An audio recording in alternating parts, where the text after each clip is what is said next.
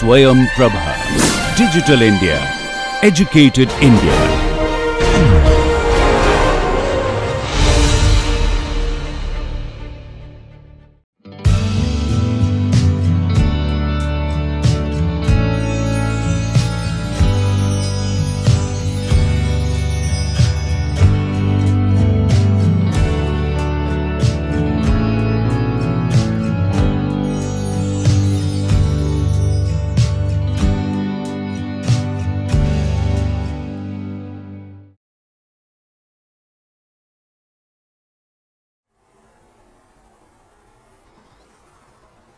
So, hello student. So, we are in the second lecture of module 12 special waste, and in this lecture I will talk about management of biomedical e-waste and inert waste. This is just a introduction about this kind of waste, because you need to really well aware about this kind of waste, because even biomedical waste, e-waste are getting generated in the residential area. Even the biomedical waste generated from the household area, even e-waste is also getting generated from the residential area. So, need to be also discussed, and but their management, collection is different, treatment is also different, rules also are different for that. But I think is need to aware how these waste are getting separated from the MSW waste, because these waste should not be reached to the sanitary landfill of MSW or whatever treatment facility we talked in the previous lectures, like biological treatment or chemical treatment processes. These kind of waste should not be reached into those facilities. Okay. So, first we will talk about the special waste, which in the last lecture I talked about construction demolition waste. Normally when you talk about special waste, so see this C&D waste not considered as special waste. So, the definition of special waste are given, like including domestic hazardous waste comprises of any solid waste or a combination of solid waste required special handling, special disposal because of its quantity, concentration, and different characteristics or different biological property, which order to protect human health as well as environment. This is the proper definition of special waste. So, this C&D waste do not comes under the as an special waste, but I thought of to make a one particular module. So, in the same module, a special waste module, I thought of include the C&D waste also, which I had discussed in the previous lecture. So, when you talk about special waste, normally is characterized with the plastic waste, biomedical waste, slaughterhouse waste, e-waste, that is electrical electronic waste, waste tires, and battery waste. This is the major classifications are the special waste. Today, because I am going to talk only onto the biomedical waste and e-waste, because of their large quantity. Plastic waste we already talked onto the MSW also we talked, but this slaughterhouse waste, waste tires, this is separate. Although they are also producing in the or getting generated in the municipal area, but I think the bigger challenges are biomedical and e-waste.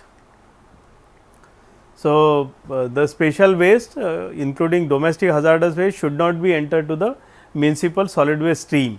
So, whatever the dustbin we provided, whatever the treatment facility or sanitary landfill we designed for MSW, these waste should not be entered in such facilities. And the special waste are generated at the household and commercial level due to the lack of segregation at source, improper collection system, and they frequently end up into the mixed MSW waste. You will see lot of household biomedical waste like tablet or even lot of liquids are getting mixed into the MSW.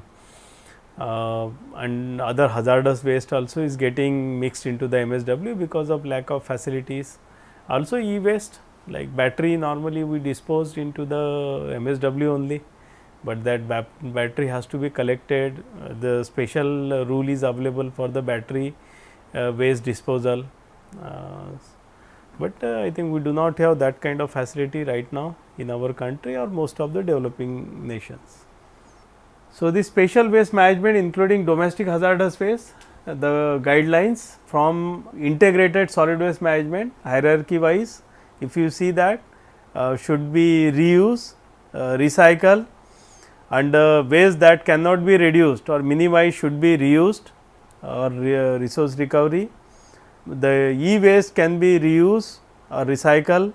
Biomedical waste should not be recycled and should be appropriately treated and disposed to prevent hazardous impact of dumping of such kind of waste. So, mostly the biomedical waste goes to the incineration facilities and very few concentration is only getting recycled, but that is only the plastic is coming from the biomedical facilities.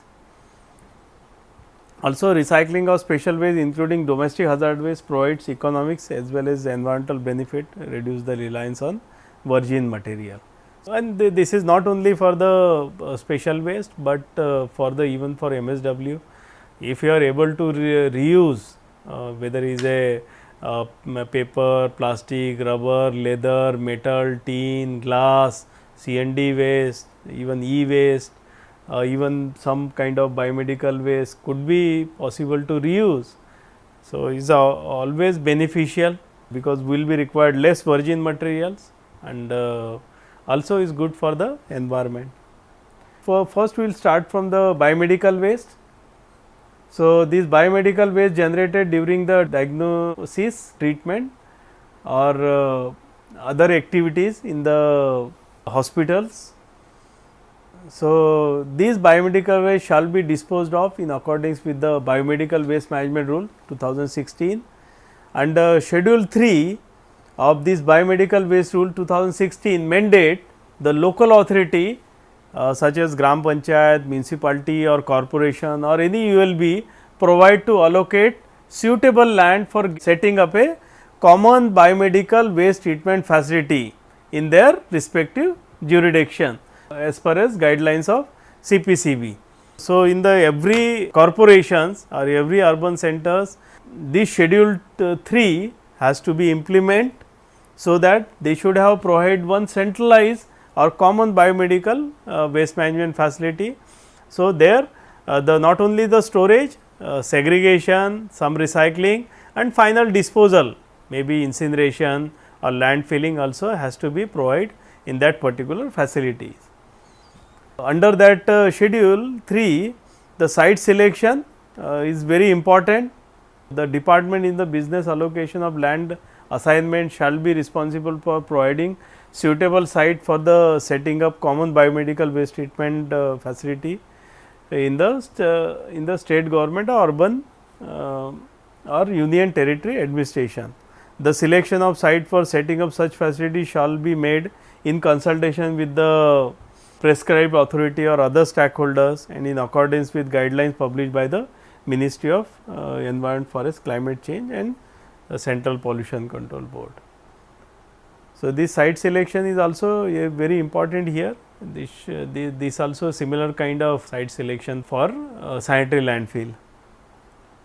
So, now we will talk about household biomedical waste, like based on the small study of 500 households in Hyderabad, the biomedical hazard waste amount to nearly 15% of total waste. So, it is a good percentage of household biomedical waste. So, if you can read this particular source. As per the Press Information Bureau report, biomedical waste accounts nearly 10% of total waste. And India's biomedical waste is growing at an annual rate of 7% as per the Associated Chamber of Commerce and Industry. This is a good percentage, is increasing. This is regarding household biomedical waste. And also you can read that neglect of biomedical waste. So, if you can read this line, that increased lifespan, rise of non communicable disease, the growing buying power and better access to healthcare facilities. Because of that, the biomedical waste generation also is getting increased because of now the better access of healthcare facilities now,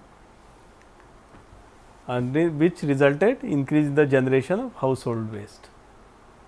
And the biggest problem is that these household biomedical we usually get mixed into the other household waste in India, posing the numerous public health hazards. So, what type of household biomedical waste? Here soiled sanitary napkin, and the problem with the sanitary napkins could contain blood. These are highly toxic and problematic, and once it will mix into the MSW, now is difficult to get segregate. That is why in the MSW rule clearly notified that the entire household waste should segregated in 3 parts: wet waste, dry waste and household hazardous waste. Okay. So, this comes under the household hazardous waste. Now, next is the adult or baby diapers, blood cottons, could be split mercury from the thermometers, injected needles, and these blood sugar strips, this also contain blood. So, normally when you take the blood sample, we never thought of this could be one of the very hazardous kind of material, and normally when you take this, once the blood is getting dried out, so we will dispose simply into the that plastic bag or household will mix into the household waste by without thinking that these blood could create further issues. Also discarded insulins. Okay. Due to the infectious and hazardous characteristic, biomedical waste should be segregated from other municipal waste at source and handled appropriately at collection and storage point, the healthcare establishments. So, for that the biomedical waste generated in the household should be segregated as per the biomedical waste management rule 2016, and biomedical waste should be handled over in the separate bags or containers to the municipal waste collector. Normally this yellow bins is proposed to each house to store the household hazardous waste, and ULBs, that local authority shall have tie up with the common biomedical waste treatment facility to pick up these kind of waste from the MRF centers from the households directly for the final disposal. And now the biomedical waste from the healthcare establishment like hospitals, nursing homes or pathologic laboratory, these waste should be segregated at the point of generation and stored in color coded containers, okay, which I will show in the next slide separately, and based on the whatever the biomedical waste rule. That first rule came in 1998, amended in 2011 and 16. So, do the segregation. Normally there is a 4 colored segregation way, and these category of waste hardly 25 to 30% of total waste generated by the healthcare facilities could be this could be the hazardous, that 25 to 30%. So, mostly the people are thinking that entire biomedical waste is a hazardous in nature, but that is not true. The only 25 to 30% is hazardous in nature, sometimes is well below of this kind of one. So, is again depend upon what kind of healthcare facilities, like the hospitals do not have nursing facilities, and only small hospitals. There I think the hazardous waste production will be the very small quantity. There is no surgery facility in the hospital.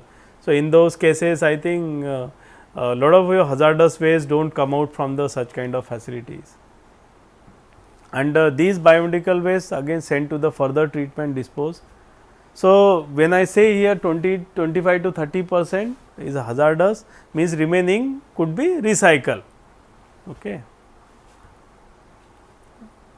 So, this is essential to ensure the MSW generated from healthcare establishment is not contaminated and does not pose any health and environmental risks to the waste handlers, processing plants or users of end products of MSW at processing facility. So, normally this biomedical waste classified into 4 category as per the rule 2016. So, these are the 4 categories. These are color coded categories: yellow, red, white and blue. So, this is the yellow part. I think if you visit in any hospital, you will find these 4 kind of containers, the yellow, red, white and blue. These 4 containers in different floors also you will find it in this kind of facility, properly covered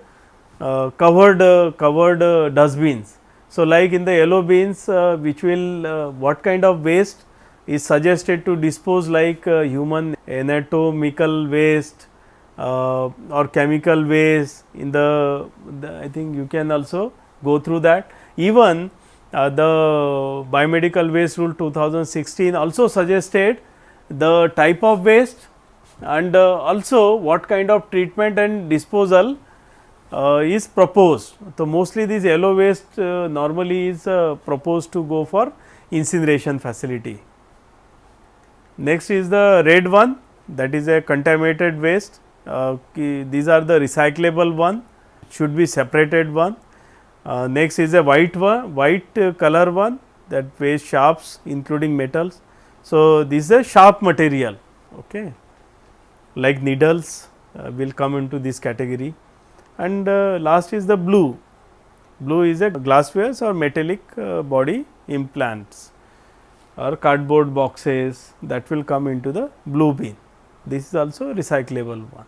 So, the major concentration or which will goes to the incineration facility, that is yellow dustbin waste. So, what is existing rule for treatment of biomedical waste?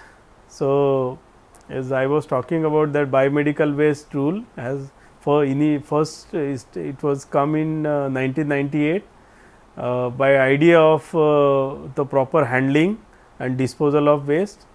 Then now is modified 2016 and 2016 clearly classified in 4 category.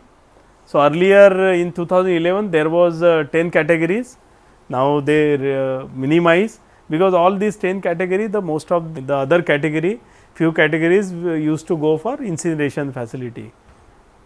Now, the major here, the understanding here in the biomedical waste, I think if you visit any biomedical treatment facilities, it will have few facilities, like the important facility will be the incineration facility.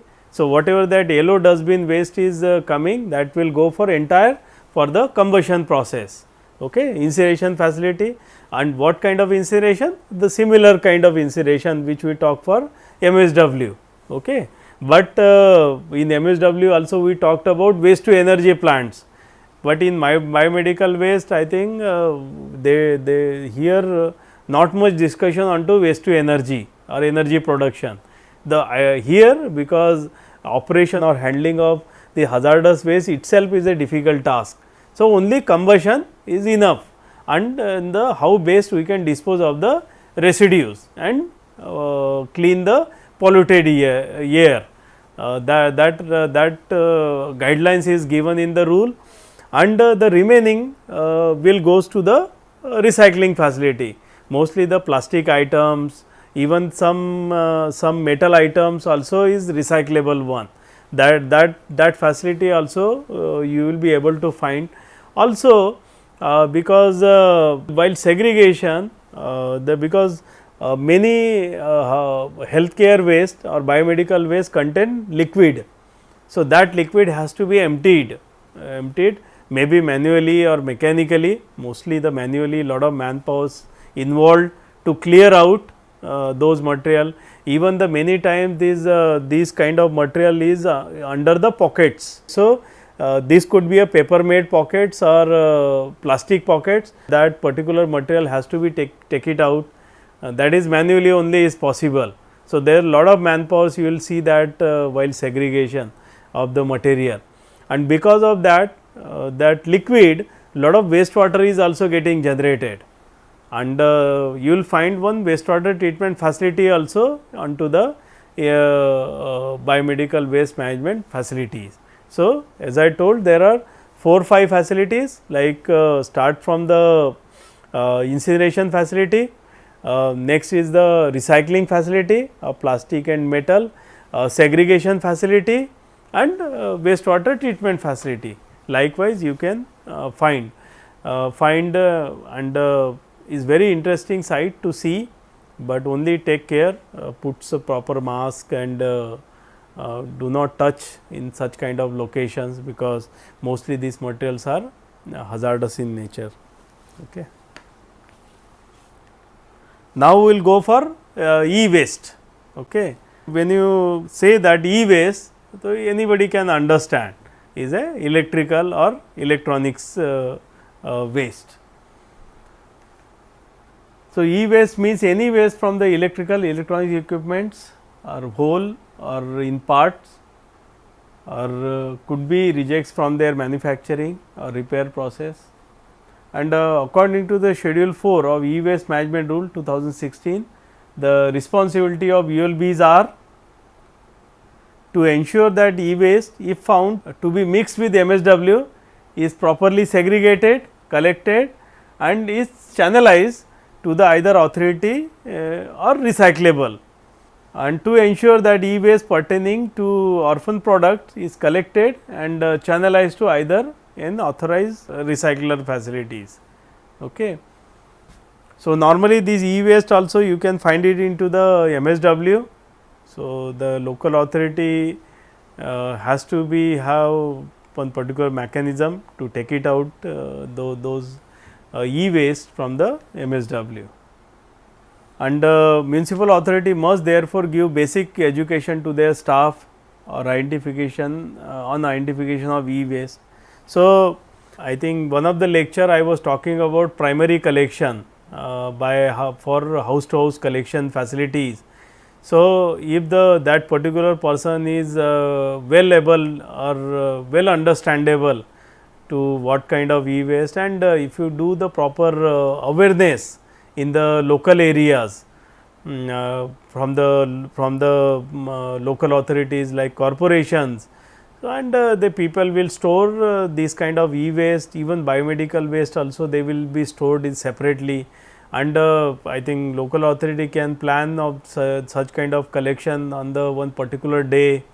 Maybe you need not to plan for collection of such kind of waste every day, because everyday generation won't be possible. So, maybe once in a week, or maybe for such kind of waste collection, the good idea to have the drop off facilities in particular locality. So, you can well aware to the local authority, local people to drop their waste, either is a waste, biomedical waste, even the bulky waste like table, chair, these kind of in e-waste could be a fridge, a refrigerator or cooler, is a big size material. Even the tricycle person also can't collect, and also you can make it that drop off center to the buyback center. So, maybe somebody can collect such kind of material, and there are a lot of recycler people or can be utilized such kind of material. Also can plan some kind of incentives to the local people, so that they will be interested to dispose their waste into the such kind of facilities. So, this is the pile of e-waste you can see here is a mixed e-waste. It has been suggested that e-waste has to be categorized in two categories, the category 1 and 2. So, category 1 suggested the waste pertaining from information technology or telecommunication equipments like printer, telephone, notebook, computer, this will be come up in special category, and other category is consumer electrical and electronics like television set, refrigerator, washing machine, air conditioned. This should be a in the separate category. Now, e-waste constituents, e-waste consists of more than 1000 different components which can be segregated as hazardous and non-hazardous. So, typically e-waste consists of ferrous metal, plastic, non-ferrous metal like copper, aluminum, silver, gold could be possible, other components like glass, and most plastic components in e-waste include that is normally is a hazardous in nature. So, the important notes here that the e-waste like battery used in the electronic equipments which is not considered as an e-waste management rule. Okay. Even the dry cell batteries, even the CFLs are not under the e-waste category. Okay. So, there are only two categories, you remember that there are two categories. One is a information technology telecommunication equipment and second category is consumer electrical and electronics. E-waste handling in India. So, by formal sector, like it includes the facility authorized to deconstruct electronics having capacity of disposing 5 tons per day. So, this formal sector receives e-waste from the producers of service center or take back scheme. So, this is what I was talking about, drop off centers and take back scheme also they can propose. Formal sector only follow the procedure of dismantling and segregating parts, and they do not physically dispose of e-waste. And informal sector handles e-waste by recycling or final disposal.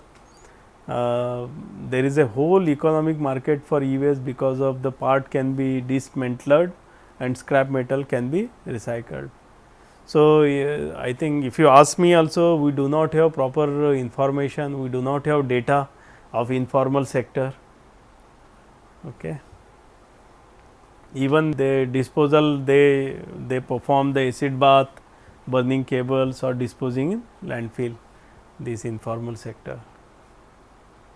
Method of e-waste treatment and disposal, the major is a incineration, similar like biomedical waste.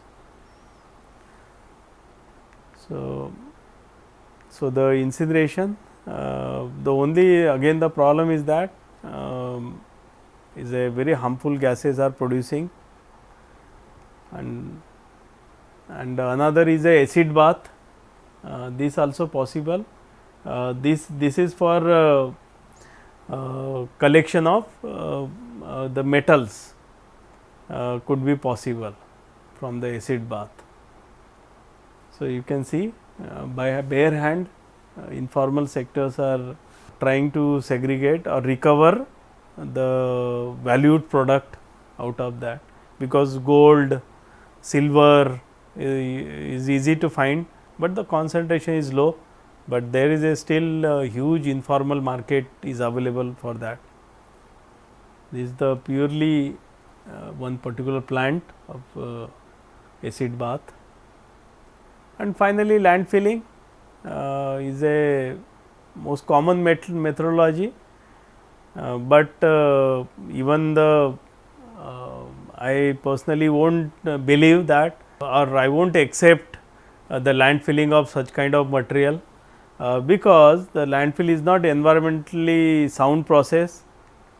So, is not recommended, particularly from my side also, and whomever know that these kind of material can create problem in the landfill area, because it will leach out with a lot of metals into the soil and into the groundwater, and lot of gas also, or lot of toxic substances will get released out from these kind of materials.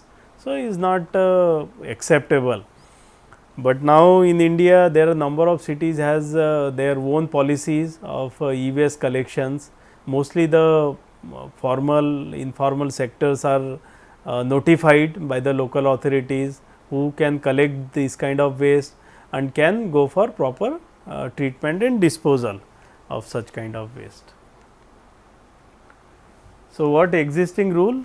The same like these rules are based on principle of extended procedure responsibility EPR, wherein the producer engaged in the manufacturing, sale and purchase of electrical electronics equipment is responsible for the end of life management of electrical electronic products listed in schedule 1 of the rule. I think here I will give one example, like you know that the mobile company like Samsung and LG, they all comes from the South Korea. So, there what rule suggested, because there this EPR extended producer responsibility is very famous. So, if you purchase any mobile in South Korea like Samsung or LG, you will get some kind of discount onto the discount if you give the old mobile to the same shop. So, if you take your old mobile and go for purchase of new mobile phone of the same company, you will get maybe 5%, 10% discount. And why this discount is provided? Because that same old mobile is getting recycled by the parent company, whether is a LG or Samsung. So, that is why the product also is coming into that country is a more recyclable one, but the same product of same company are coming to the other part of the country, the recycle fractions are very less. That is why if you purchase any mobile in the South Korea, that won't work in the other part of the world. And because these are same company, they are fabricating or they are manufacturing the product based on their country rule. So, our the modified 2016 rule is majorly focused on to the principle of extended producer responsibility. So, that I think any like refrigerator company, if the same refrigerator company is able to recycle their old refrigerator, so I think this is the best way of reuse or disposal of such kind of material. So, I think India is also working on to that, and we have to see that how we can extend such kind of facilities in India in next 15-20 years. Now, the next waste is a inert waste. This is also very important in MSW, and when this MSW waste collection by the collection crew, they will collect the waste from the household area, commercial areas, but also will be collect this inert waste from the street sweeping by the street sweeping activities. So, the street cleaning is a fundamental service to ensure clean and hygiene urban condition. So, I think when I thought of to add this discussion into this course, because when you say the Swachha or any clean area, normally we will see the roads or the surrounding of that particular area, and that involved the only activity, that is street sweeping activity, or is involved into that, and nobody will see that how whether you segregated waste generated in the household area, whether how you disposed of, but the cleaning of the streets is giving the more importance. That is why this discussion is very important when you talked about waste management in any particular city. The street waste including paper, plastic, dirt, leaves and other vegetative matter. So, you can see here paper, plastic, dirt, leaves. See, for in most of the cities they come up with litter bins. You will see some dustbins are hanging somewhere in some one particular commercial areas, so that all the users, they can dispose into that particular dustbin. but I think you know that in India or mostly developing nations, people are not well aware about the waste management. So, that is why the paper, plastic also you see here the packaging materials you are getting into the as in street sweeping material. Dirt leaves, I think this we can't have collect it, but has to be clean it time to time, and even vegetative matter also is there. That is why you will see number of cattles onto the street, especially cow onto the street, because they are getting lot of eatable materials into the MSW. And manual sweeping is very common in India, as many streets and narrow streets. An insufficient waste collection system coupled with public littering significantly contribute to waste piles on the street. So, what is the requirement on the street cleaning under solid waste management rule 2016? Direct street sweeper should not burn tree leaves collected from the street sweeping and store them separately, hand over to the waste collector or agency authorized by the local body. So, this is important directory use, because most of the cases what the street sweepers will do, they will pile up one location, but I think is not close to the habitations, somewhere in the park or some outskirt area, and they will go for firing of that particular material. So, the firing is not allowed actually. The collect separately waste from the sweeping of street lanes and by lanes daily or in alternate days or twice a week depending on the density of population. So, similarly, the manual handling of waste is prohibited. They have to use the proper hand gloves and proper mask, so that there is they should not have any health issue for collection of street sweeping waste. So, this worker should be provided with protective gear such as uniform, shoes, gloves, and proper health insurance also should be provided to the street sweepers. Planning for street sweeping, will be required equipments and staff requirement will be required. So, like when you talk about equipments, will be required broom for sweeping, will required hand carts, a tricycle or tractor, or even the small auto tippers will be required. So, it has been suggested for the small town, medium size, medium city and mega cities. So, what kind of facilities, even the staff requirement, like high density road, one person for 300 to 350 running meters, and medium density road like one person per 500 running meters of road length. So, these are suggested for the small city, medium city and mega cities. Streets classification, street cleaning frequency, like this is a very important guidelines is given in solid waste manual. They characterize the different streets in A, B, C, D, E, F, G, H, I categories, and take example of A, class A, that is city center or shopping mall area, or that particular streets daily or twice depending on need. So, mostly the major streets need to be swept daily, and some roads even need not to be clean, like highways only in the important occasions need to be clean, or some roads need to be clean once in a week. So, likewise this is also good explanation is given on to the frequency of cleaning of roads. So, the street sweeping in residential area may be carried out in 2 spells, 5 hours in the morning and 3 to 4 hours in the afternoon. Staff involved in the street sweeping should also be responsible for cleaning drains up to 18-inch depth and along the same beat.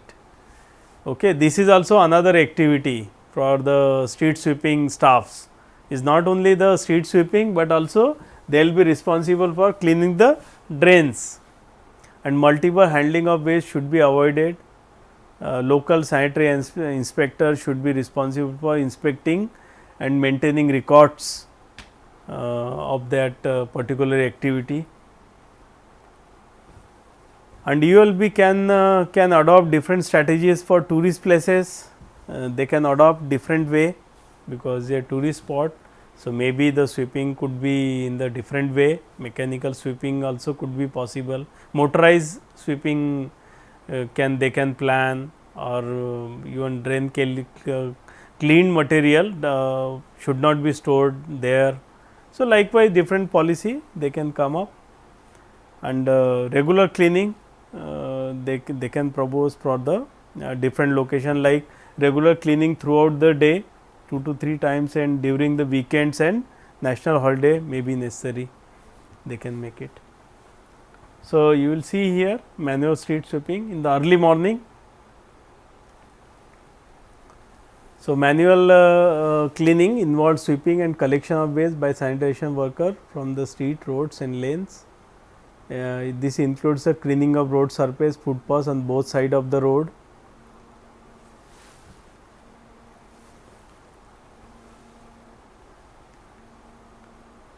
And this street sweeping should be transported separately without mixing with the domestic or any other commercial establishment in order to ensure efficient. So, these whatever the waste is getting collected should not be involved into the domestic waste, means whatever the dustbin is provided, that this waste should not be mixed into the that particular dustbin. So, this is another the black dustbin, you will see in the number of cities such kind of dustbins is designated black storage bin or container placed in the waste storage depot. So, that these kind of waste we can dispose, the staff can be disposed into such locations.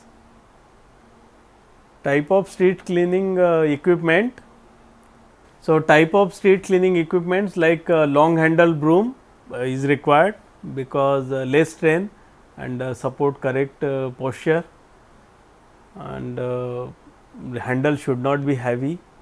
So, likewise this is a one kind of broom, that is fan shaped filament broom.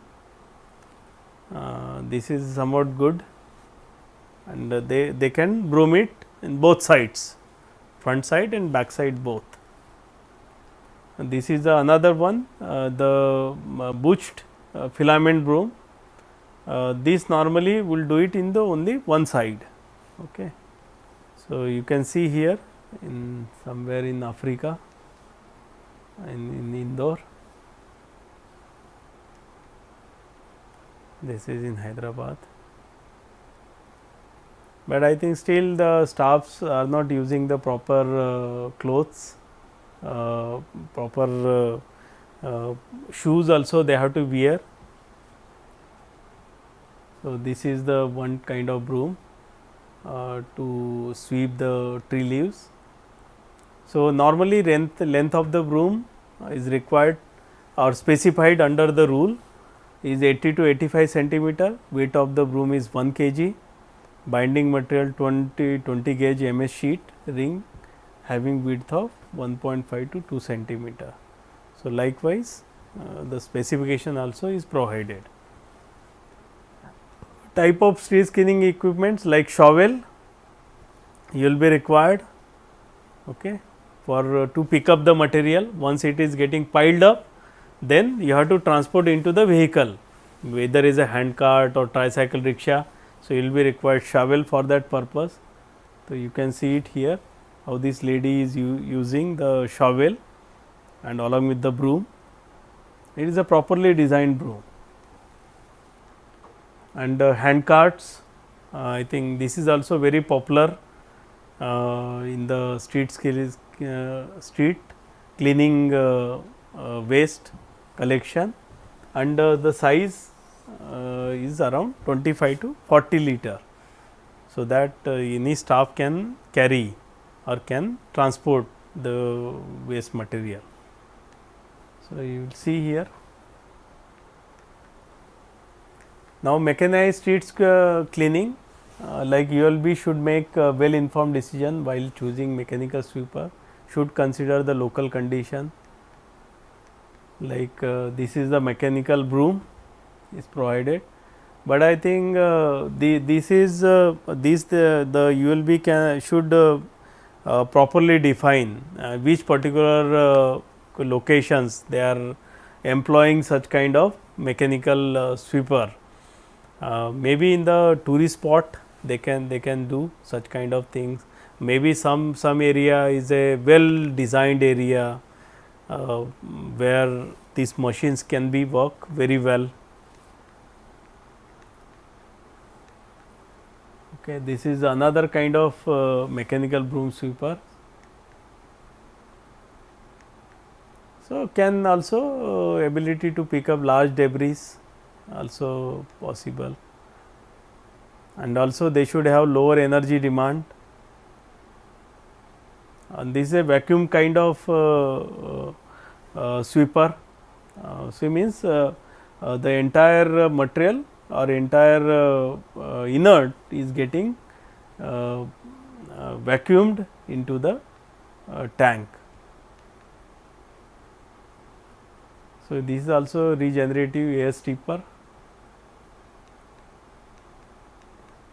This also we can use in some of the particular locations.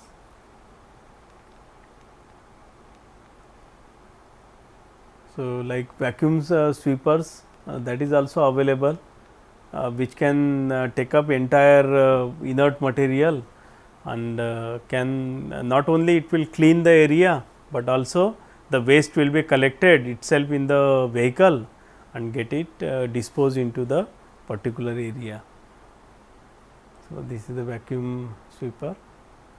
Cleaning of surface drains, this is also important activity, like should ensure through accompanying statutory regulations and monetary fines that citizens and sweepers do not dispose waste into drain. I think first thing this has to be follow. If anyone you will see that waste is getting deposited into the drain, I think there should be some penalties in such cases, that monitoring has to be do. Further approach to prevent this, to make the same staff responsible for cleaning street as well as adjacent drain up to a depth of 45 to say 60 centimeter. If somebody is cleaning that particular road, so in the same the close to that road, whatever drains are available, that is also has to be clean it out. And the staff requirement for drain cleaning depend on the length of the drain. Rule is one person can clean up to 500 meter of a shallow surface drain, not more than 45 to 60 centimeter per day. So, likewise. So, now this this is the one activity you can see, silt collected from surface drain. Silt collected from surface drain in Kerala, you can see. The silt collected from the surface drain should not be allowed to stay in open roads or footpath beyond 4 hours. This is important guideline. I think once it is stored onto the road, it should not be stored more than 4 hours. And wet silt should be removed from the main road in less than 4 hours, and other areas within 24 hours should be directly transported to the landfill or proper disposal facility. And this waste should not be used for or mixed into the composting process. This is one very important guideline, because many times this kind of material is looking like black and is a fine particles, and which can easily mix into the compost and can utilize, but is not supposed to be mixed into the compost. Now, this is a simple flow chart for the collection, transportation, disposal or street sweeping. Like once you are collecting the primary collection, so could be possible to get some biodegradable matter which will go to the processing site or maybe can add up into the composting facility, and non biodegradable could be properly landfilled properly, or for filling of low lying areas can be utilized, and this drainage cleaning also has to be properly disposed of properly. So, this will be stored into the black bin, and whatever the inert waste will be stored into the white bin. So, that you can easily identify what kind of waste are there into the bin. So, in this module I talked about just a brief introduction about C&D waste, biomedical waste, e-waste and inert waste also. So, although these kind of discussion you can find it in the different courses, like there are special courses for the biomedical waste, e-waste, there are special courses where complete discussion about this kind of waste, but it is good to have the basic information about this kind of waste in for when you talking about MSW or municipal waste management. So, thank you.